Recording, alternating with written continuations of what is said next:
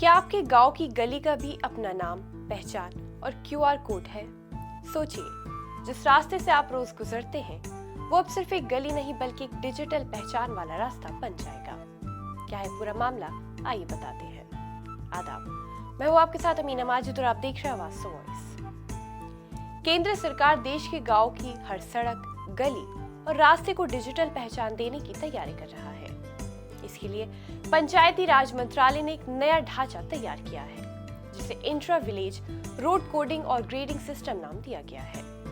इस योजना के तहत गांव की सभी सड़कों और गलियों को एक यूनियन कोड दिया जाएगा और उनकी डिजिटल मैपिंग की जाएगी।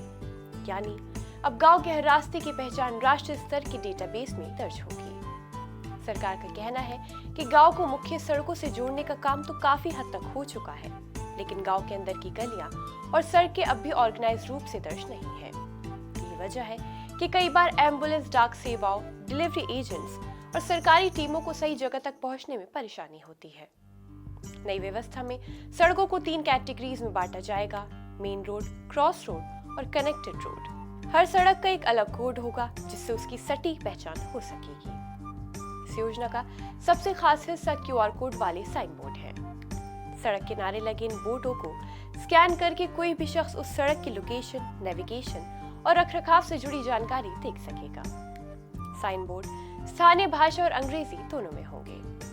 इस पूरे प्रोसेस में ग्राम पंचायतों की अहम भूमिका होगी।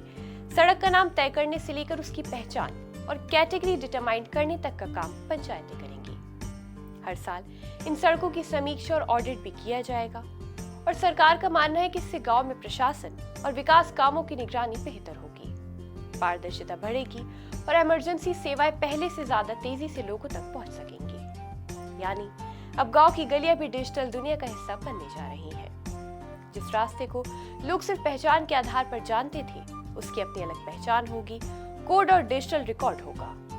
ये कदम न सिर्फ गांव में सुविधाएं बढ़ाएगा बल्कि ग्रामीण भारत को स्मार्ट और तकनीक से जुड़ा बनाने की दिशा में एक बड़ा बदलाव साबित हो सकता है।